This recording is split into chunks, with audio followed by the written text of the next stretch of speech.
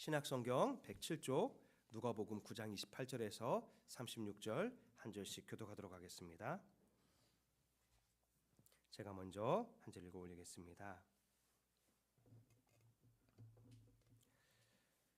이 말씀을 하신 후 8일쯤 되어 예수께서 베드로와 요한과 야고보를 데리고 기도하시러 산에 올라가사 기도하실 때 용모가 변화되고 그 옷이 휘어져 광채가 나더라. 문득 두 사람이 예수와 함께 말하니 이는 모세와 엘리야라. 영광 중에 나타나서 장차 예수께서 예루살렘에서 별세하실 것을 말할세. 베드로와 및 함께 있는 자들이 깊이 졸다가 온전히 깨어나 예수의 영광과 및 함께 선 두 사람을 보더니 두 사람이 떠날 때에 베드로가 예수께 여짜오되 주여 우리가 여기 있는 것이 좋사오니 우리가 초막셋을 짓되 하나는 주를 위하여 하나는 모세를 위하여 하나는 엘리야를 위하여 하사이다 하되 자기가 하는 말을 자기도 알지 못하더라. 이 말할 즈음에 구름이 와서 그들을 덮는지라. 구름 속으로 들어갈 때 그들이 무서워하더니 구름 속에서 소리가 나서 이르되 너희는 나의 아들 곧 택함을 받은 자니 너희는 그의 말을 들으라 하고 같이요. 소리가 그침에 오직 예수만 보이더라. 제자들이 잠잠하여 그 본 것을 무엇이든지 그때에는 아무에게도 이르지 아니하니라. 아멘. 오늘은 그의 말을 들으라 라는 제목으로 하나님의 말씀을 같이 살펴보기를 원합니다. 예수님께서 베드로와 야고보와 요한을 데리고 산에 올라가셔서 변화된 용모를 그들에게 나타내셨습니다. 그것은 이 변화산 사건을 통해서 제자들에게 무엇인가를 가르쳐 주시고 싶으셨던 거예요. 앞서 베드로는 예수님께 십자가를 지지 않게 해달라고, 또 주님이 십자가에서 죽으시면 안 된다라고 예수님 앞에 막아서는 일들을 했잖아요. 거기에 대해서 주님께서는 사단아 물러가라 라고 하시면서 너는 나를 넘어지게 하는 자다. 내가 가야 할 길은 사람의 길이 아니라 하나님의 뜻, 하나님의 길을 가야 한다라고 말씀해 주셨잖아요. 바로 이 변화산 사건을 통해서 십자가의 고난은 반드시 필요하지만 십자가의 고난은 패배한 것이 아니라 하나님의 영광을 받기 위해서, 또 우리를 죄에서 구원하기 위해서 반드시 행해야 하는 일임을 제자들에게 가르쳐 주시고 싶으셨던 거예요.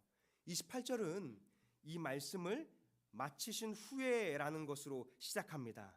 이 말씀은 인자가 곧 많은 고난을 받고 장로들과 대제사장과 서기관들에게 버림받아서 십자가에서 죽임당할 것을 말씀하셨던 것입니다. 이 말씀을 하신 후에 베드로와 야고보와 요한을 데리고 기도하러 산에 올라가셨다. 오늘 말씀이 시작하고 있는 것입니다. 이 산에 대해서 지명이 나타나지 않아요. 그래서 신학자들은 여기에 대해서 다볼산일 것이다, 남갈리 지역의 다볼산일 것이다 라고 추정하지만 성경이 그 지명을 밝히지 않는 이유가 있어요.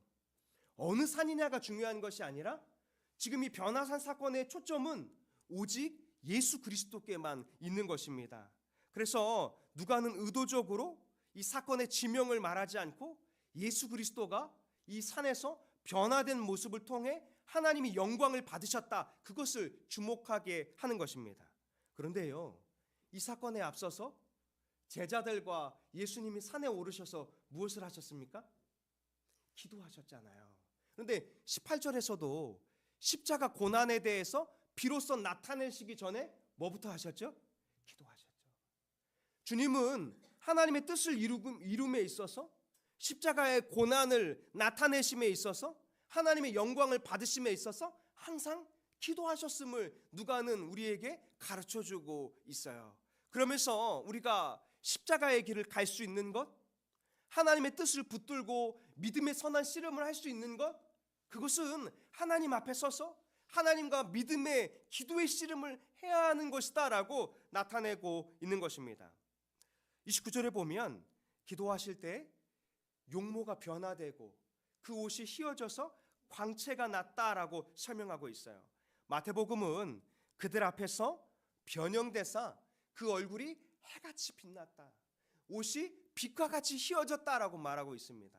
마가는 여기에 대해서 이 사건은 이 땅의 일로 이루어진 것이 아니라 오직 하나님의 일로 이루어진 것이다를 설명하기 위해서 이렇게 설명했어요. 그 옷이 광채가 나며 세상에서 빨래하는 자가 그렇게 희게 할 수 없을 만큼 매우 희어졌다, 이렇게 설명하는 것입니다. 바로 사람의 일이 아니라 하나님이 지금 예수 그리스도의 영광에 빛나는 광채를 제자들에게 보여주고 계시는 것입니다. 이 사건은 출애굽 사건을 떠올리게 하는데요. 모세가 이 얼굴이 빛났던 사건을 우리가 기억하고 있잖아요. 그 사건의 과정을 한번 살펴봐야 하는데요. 출애굽기에서 모세가 하나님의 계명을 받고 있을 때 백성들이 아론을 불러다가 우리를 인도한 신을 만들라 이렇게 요청했어요. 그랬더니 아론이 백성들에게 금고리를 받아가지고 금송아지를 만들었습니다. 그때 하나님께서 말씀하시기를 내가 이제 이스라엘 백성들을 심판하겠다, 이스라엘의 멸망을 심판하고자 하셨습니다. 그때 모세가 하나님 앞에 이렇게 간청했어요. 출애굽기 32장 13절에 보면 주의 종 아브라함과 이스라엘과 이삭을 기억하여 주옵소서. 또 후반부에 보면 내가 너희의 자손을 하늘의 별같이 많게 하고 내가 허락한 이 온 땅을 너희의 자손에게 주어 영원한 기업이 되게 하리라 하셨던 그 약속의 말씀을 주님 잊지 말아 주옵소서, 이렇게 간청했던 거예요. 그랬더니 주님께서 그 뜻을 돌이키시고 모세에게 다시 돌판을 허락해 주셨어요. 그때 출애굽기 34장 29절에 보면 그 산에서 내려올 때 모세는 자기가 여호와와 말하였으므로 말미암아 얼굴 피부에 광채가 나는 것을 깨닫지 못했다라고 말합니다. 또 30절에도 보면 아론과 온 이스라엘 자손이 모세를 볼 때 모세의 얼굴 피부에 광채가 남을 보고 그에게 가까이 하기를 두려워하더니, 하나님을 만났던 이 모세의 얼굴에 광채가 났잖아요. 그리고 오늘 이 사건이 바로 모세의 출애굽 사건을 떠올리게 하는 이유가 무엇일까요? 바로 예수 그리스도를 통해서 제2의 출애굽을 지금 제자들과 이스라엘 백성들에게 가르쳐주고 싶으셨던 거예요. 모세와 이스라엘 백성들이 출애굽했던 사건은 애굽으로부터 탈출해서 광야를 향해서 또 가나안을 향해서 나아가는 여정이었잖아요. 그런데 예수 그리스도로 인한 제2의 출애굽은 우리의 죄로부터의 해방, 사망 권세로부터의 영원한 이 생명을 얻게 해주는 영원한 출애굽임을 우리에게 설명해 주고 있는 것입니다. 그런데 이렇게 예수님의 용모가 변화될 때 그곳에 모세와 엘리야 두 사람이 함께 이야기를 하고 있습니다. 모세와 엘리야는 구약 시대를 대표하는 두 인물인데요. 모세와 엘리야가 예수님과 함께함으로 구약의 율법과 구약의 선지자들을 통한 예언의 말씀이 지금 예수 그리스도를 통해서 성취되고 있음을 말씀하고 있는 거예요. 모세는 특별히 예수 그리스도를 나타내고 있습니다. 신명기 18장 15절에 보면 내 하나님 여호와께서 너희 가운데 내 형제 중에서 너를 위하여 나와 같은 선지자 하나를 일으키시리니 너희는 그의 말을 들을지니라. 바로 이 나와 같은 선지자 하나가 일어날 것이고 그의 말을 들으라 했는데 오늘 하나님의 말씀이 구름 가운데 예수님을 가리키시면서 그는 나의 아들이니 그는 내가 택한 자니 누구의 말을 들으라고요? 그의 말을, 예수 그리스도의 말을 들으라 우리에게 말씀해 주셨잖아요. 바로 그 예수 그리스도를 계속해서 이 모세를 통해서 바라보게 하고 있는 것입니다. 엘리야는 우리가 잘 알고 있는 것처럼 죽음을 겪지 않고 하늘로 올라진 사람이잖아요. 열왕기하 2장 1절에 보면 여호와께서 회오리 바람으로 엘리야를 하늘로 올리고자 하실 때, 또 특별히 말라기에는 엘리야 선지자를 종말론적인 의미를 담고 있는 선지자다라고 가리키고 있는데요. 말라기 4장 5절에 보면 보라 여호와의 크고 두려운 날이 이르기 전에, 여호와의 날을 가리키고 있는 거예요. 그런데 그때 내가 선지자 엘리야를 너희에게 보내리니, 여기 이 엘리야는 우리가 잘 알고 있는 것처럼 예수님이 이후에 설명하실 때 세례 요한임을 나타내셨잖아요. 그런데 이 엘리야를 지칭한 이유가 뭘까요? 종말론적인 의미를 선포하고 있다라는 것을 가르쳐주기 위함입니다. 그런데 그때 이 두 증인과 예수님 사이에서 나눈 말씀이 있는데요. 특별히 이 본문에는 이 병행 구절인 마태와 마가가 있는데 이곳에서는 예수님이 어떤 말씀을 나눴는지 설명하고 있지 않아요. 그런데 오직 이 누가복음에서만 예수님이 이 모세와 엘리야와 나눈 말씀을 설명하고 있는데요. 여기 31절의 말씀을 같이 한번 읽어보겠습니다. 시작. 영광 중에 나타나서 예수께서 예루살렘에서 별세하실 것을 말할세. 네, 예수님께서 십자가에서 죽으실 것에 대해서 모세와 엘리야와 더불어서 이야기를 나눴다는 거예요. 근데 이 한글 성경이 이 원문의 의미를 다 담고 표현하지 못했어요. 이 별세하면 예수님의 십자가 죽음에 대해서는 떠올릴 수 있지만 성경 원문에 쓰인 단어는 단순히 십자가 죽음만을 가리키지 않아요. 이 출애굽기와 같이 이 출애굽을 의미하는 탈출, 엑소더스와 같은 이 예수님이 참된 회복을 가리키는 탈출을 의미하고 있는 단어를 사용하고 있는 거예요. 그러면서 이 영어 성경에는 이것들이 잘 번역이 되었는데요. 한글 성경에는 예루살렘에서 이렇게 되어 있는데 원문의 의미는 그런 게 아니에요. 예루살렘 안으로 들어가서 이루실 일, 바로 십자가의 죽음으로 말미암아 우리를 죄와 사망 권세에서 해방시켜주는, 탈출시켜주는 이 예수 그리스도의 구원 사역을 이 31절이 가리키고 있는 것입니다. 믿음의 식구들이여, 세상을 살아가지만 우리는 십자가에 못 박히신 예수 그리스도를 바라보고 예수님께서 걸어가신 십자가의 길을 걸어가야 할 줄로 믿습니다. 우리가 세상에 살지만 우리의 시선이 주님은 세상을 향하기를 원하지 않아요. 우리가 하나님 나라를 바라보며 살아가기를 원하십니다. 하나님의 영광을 바라보며 살아가기를 원하세요. 그래서 이 십자가 죽음이 실패가 아니라 이 십자가 죽음으로 인해서 하나님의 영광의 광채가 빛나는 것처럼 그 끝에는 우리가 믿음의 삶을 살아갈 때, 십자가의 길을 걸어갈 때 우리에게도 이 영광에 빛나는 그 구원의 역사가 이루어질 것을 우리에게 나타내고 있는 것입니다. 그러므로 주님은 이 십자가에 못 박히신 예수 그리스도, 하나님의 찬란한 영광의 광채를 계속해서 잊지 않기를 원하시는 거예요. 우리가 지난주 살펴본 본문처럼 어떻게 날마다 자기 십자가를 질 수 있을까요? 어떻게 날마다 자기 자신을 부인하며 살아갈 수 있을까요? 눈앞에 보이는 현실의 고난만을 본다면, 믿음의 삶을 살아가는 것에 대한 고난과 어려움만을 본다면 우리는 자기를 부정할 힘이 나지 않을 거예요. 십자가의 길을 걸어갈 용기가 나지 않을 것입니다. 그러나 주님이 영광의 광채를 입으신 것을 바라본다면, 그것을 통해서 우리에게 부활 소망을 허락해 주시고 있다면, 우리 역시도 예수님과 같이 영광의 몸을 입을 것을 소망한다면, 고난의 길 끝에, 어두운 터널의 길 끝에 주님이 우리에게 영광을 주시기 위해서 맞이하고 계신다면 우리는 이 남은 짧은 인생이지만 기꺼이 십자가의 길을 걸어갈 수 있을 줄로 믿습니다.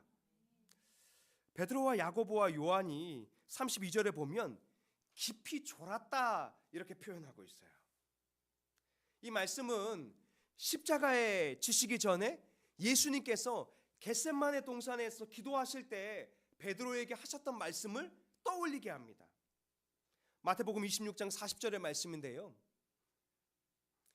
그 자는 것을 보시고 베드로에게 말씀하시되 너희가 나와 함께 1시간도 이렇게 깨어 있을 수 없더냐. 그러니까 물론 금요철야처럼 또 밤이 맞도록 기도하는 것처럼 육신적인 피곤함이 있을 수도 있죠. 그러나 이 성경이 가리키는 것은 무엇일까요? 깊이 졸았다는 거예요. 그들이 아직 영적인 시선이 띄이지 못해서 하나님의 영광의 광채를 바라보며 나아가야 되는데 십자가의 길을 바라봐야 하는데 그들의 영적인 모습이 아직 어린아이와 같고 깨어있지 못하는 잠자는 것과 같은 상태가 아니냐, 누가가 이것을 설명하고 있는 거예요. 그 근거가 바로 그거예요. 33절의 말씀인데요, 자기가 하는 말을 자기도 알지 못하더라. 그러니까 베드로와 야고보와 요한은 아직 영적으로 어두워서 자기가 무슨 말을 하는지, 어떻게 삶을 살아가야 하는지를 깨닫지 못하고 있다, 이렇게 말하고 있는 것입니다. 바로 그때 그들이, 베드로가 이렇게 고백합니다. 33절의 말씀인데요, 베드로가 예수께 여짜오되 주여 우리가 여기 있는 것이 좋사오니 우리가 초막셋을 짓되 하나는 주를 위하여, 하나는 모세를 위하여, 하나는 엘리야를 위하여 하사이다 하되. 여기 초막, 특별히 초막절이 우리에게 떠올리게 하는 것들이 있습니다. 하나님이 광야에서 이스라엘 백성들에게 먹을 것을 공급하시면서 이 마지막 때가 임하는 것을 기대하는 절기가 초막절인데요, 그들은 초막을 짓고 여기서 예수님과 모세와 엘리야와 더불어 함께 살고자 하는 거예요. 바로 예수님의 길을 이해하지 못하고 있는 것입니다. 마지막 때가 이르기 전에 예수 그리스도의 제자들은 어떤 삶을 살아야 할까요? 다시 오실 예수 그리스도를 기다리는 우리의 삶이 어떤 삶이어야 할까요? 우리가 이 땅에 살면서 여기가 좋사오니, 여기서 초막을 짓고 여기서 우리가 구원받은 은혜로 안정되게 살아가는 것이 좋사오니, 이렇게 살아서는 안 될 것입니다. 오히려 지금 베드로의 모습은 지금 자신 앞에 있는 모세와 엘리야를 알아보고 또 모세와 엘리야를 예수님이 만나고 계심을 바라보고는 있지만 그 의미를 온전히 깨닫고 있지는 못하고 있는 거예요. 그런데 이것이 지금 비몽사몽간에 일어나는 것은 아니거든요. 여기 이 32절에 보면 깊이 졸았지만 32절 중간에 보면 온전히 깨어났다. 지금 베드로, 야고보, 요한의 시선이 멍한 채 있는 것이 아니라 깊이 졸았었지만 이제 온전히 깨어나서 맨정신으로 보고 있다는 거예요. 근데 맨정신으로 예수님과 모세와 엘리야는 보고 있지만 하나님의 나라는, 하나님의 뜻은 바라보지 못하고 있는 것입니다.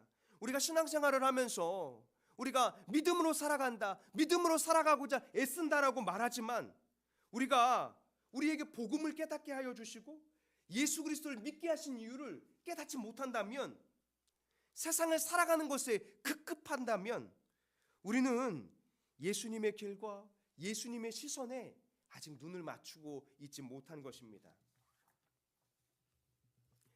이 말을 할 때 구름이 와서 이곳을 덮었거든요. 이 구름이 덮였다는 것은 광야에서 여호와 하나님의 임재를 떠올리게 하는 것입니다. 구름 속으로 들어갈 때 34절에 보니까 그들은 무서워하였다, 이렇게 표현하고 있어요. 또 37절에 보면 이런 표현이 있어요. 제자들이 잠잠하여 그 본 것이 무엇이든지 그때에는 아무에게도 이르지 못하였다. 그들은 지금 예수 그리스도를 통한 하나님의 영광의 광채가 임하고 있는데 두려움에 사로잡혀 있는 거예요. 이것이 어떤 것을 나타내고 있는가? 온전히 깨닫지 못하고 있는 것입니다. 그런데 그때 35절에 이렇게 말해요.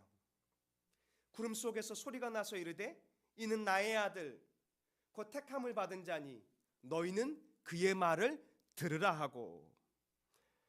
하늘로부터 예수 그리스도에 대해서 직접적으로 나타내신 사건이 두 곳 있는데요, 오늘 이 변화산 사건과 또 예수님께서 세례 요한에게 세례를 받으시는 사건인데요, 누가복음 33장 21절에서 22절은 이렇게 말합니다.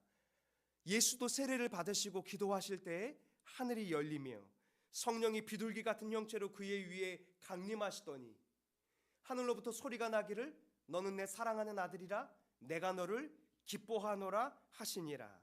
특별히 오늘 이 35절의 말씀에서 우리가 주목할 것은 바로 예수님을 향해서 나의 아들이라고 나타내고 있는 거예요. 지금 나의 아들이다라고 이 구름이 덮인 채로 누가 말씀하고 계실까요? 하나님이.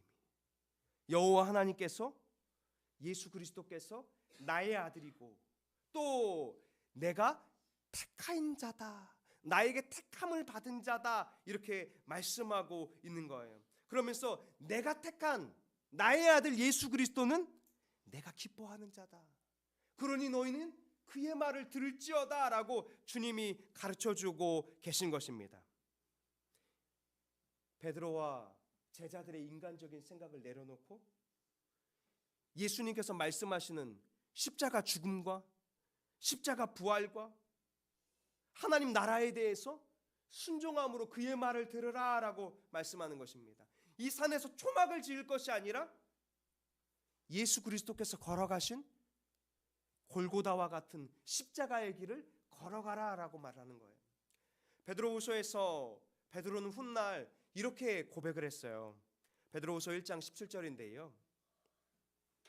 지극히 큰 영광 중에서 이러한 소리가 나기를 이는 내 사랑하는 아들이요 내 기뻐하는 자라 하실 때 그가 하나님 아버지께 존귀와 영광을 받았느니라. 이 소리는 우리가 그와 함께 거룩한 산에 있을 때에 하늘로부터 난 것을 들은 것이라. 바로 이 변화산 사건을 통하여서 예수 그리스도께서 하나님 아버지와 아버지께 존귀와 영광을 받았다라고 기록하고 있는 것입니다. 오늘 하나님이 보내신 독생자 예수 그리스도의 말씀을 듣는다는 것은 어떤 의미를 가지고 있을까요? 우리가 어떻게 하면 예수님의 말씀을 들음으로 살아갈 수 있을까요? 사도행전 8장에서 하나님의 사자가 빌립에게 일어나서 남쪽으로 내려가서 예루살렘에 가서 가사로 내려가는 길까지 가라 이렇게 명령했어요. 빌립은 이해할 수 없습니다. 그 길은 광야였거든요. 왜 하나님께서 주의 사자를 통해서 광야로 가라고 하시는가? 빈 곳으로 가라고 하시는가? 사람을 만날 수 없는 곳으로 가라고 하시는가? 빌립은 이해할 수 없습니다. 그러나 그가 하나님의 말씀에 순종함으로 광야에 갔을 때 그곳에는 에디오피아 여왕 간닥의 국고를 맡은 내시가 그 길을 지나고 있었어요. 이 내시는 예루살렘에 예배하러 왔다가 돌아가는 길에 선지자 이사야의 글을 읽고 있었던 것입니다. 사도행전 8장 32절의 말씀인데요. 그가 도살자에게로 가는 양과 같이 끌려갔고 털 깎는 자 앞에 있는 어린 양이 조용함과 같이 그의 입을 열지 아니하였도다. 바로 예수님의 십자가 죽음을 지금 이 말씀을 통해서 이사야 선지자를 통해서 내시가 읽고 있는 것입니다. 바로 이 내시에게 빌립은 예수 그리스도께서 이 땅에 어떻게 오셨는지, 예수 그리스도께서 십자가를 어떻게 지시고 죽으시고 우리의 죄를 대속하시고 어떻게 부활하셨는지에 대해서 복음을 나타냈어요. 그랬더니 이 내시가 즉시 예수를 믿고 세례를 받았다라고 성경은 기록하고 있습니다. 우리가 예수 그리스도를 믿는다는 것, 예수 그리스도의 말씀을 듣는다는 것은 바로 우리의 구원자 되신 예수 그리스도를 나타내는 삶을 살아가는 것입니다. 십자가 부활과 죽음과 부활의 역사가 이 땅 가운데, 잃어버린 한 영혼 가운데 나타날 수 있도록 광야와 같은 이 세상에서 주를 예배하고 우리가 살아가는 일터에서, 우리가 살아가는 가정에서 주를 예배하며 주님을 나타내고 주님의 빛을 드러내는 삶을 살아야 할 줄로 믿습니다. 하늘로부터 하나님의 말씀이 그쳤을 때 그곳에는 오직 예수 그리스도만 보이셨다라고 36절은 말씀합니다. 구약의 모세와 엘리야 선지자가 위대해 보였지만 모세와 엘리야는 예수 그리스도의 증인일 뿐이었다라고 가르치고 있는 거예요. 사랑하는 다산 동행교회 믿음의 식구들이요, 우리는 예수 그리스도의 말씀을 따라서 예수 그리스도의 말씀을 들으며 살아가고 있을까요? 예수 그리스도께 비친 영광의 광채에 취해서 영원한 본향을 바라보지 않고 베드로의 고백처럼 이 땅에서 초막을 짓고 이 땅에서 믿음을 가지고 안정되게 삶을 살아가자 이렇게 마음을 먹은 것은 아닐까요? 이 땅에서 은혜롭게 살아가면 된다라고 생각하는 것은 아닐까요? 예수님께서 십자가의 길을 걷고자 하는데 사람의 일을 생각하며 걸려 넘어지는 삶을 살아가고 있는 것은 아닐까요? 예수 그리스도를 믿는 자, 예수 그리스도를 따르는 자는 바로 그의 말씀을 들어야 할 줄로 믿습니다. 주님은 예수 그리스도를 위해서 죽고자 하는 자, 예수 그리스도를 위해서 생명을 잃는 자는 영원한 생명을 얻게 될 것이다 라고 말씀해 주셨어요. 예수 그리스도를 위해서 고난을 받는 자는 하나님의 찬란한 빛이 비추는 영광을 얻게 될 것이다 라고 약속해 주셨어요. 주의 제자된 삶으로서 이 땅의 삶이 가시밭길인 것처럼 보이고 때로는 골고다 언덕처럼 오르기 쉽지 않은 믿음의 길인 것처럼 보일지라도 주께서 걸어가신 그 십자가의 길을 주의 말씀을 따라서 성령을 따라서 살아갈 수 있는 저와 우리 믿음의 식구들이 될 수 있기를 원합니다. 기도하겠습니다.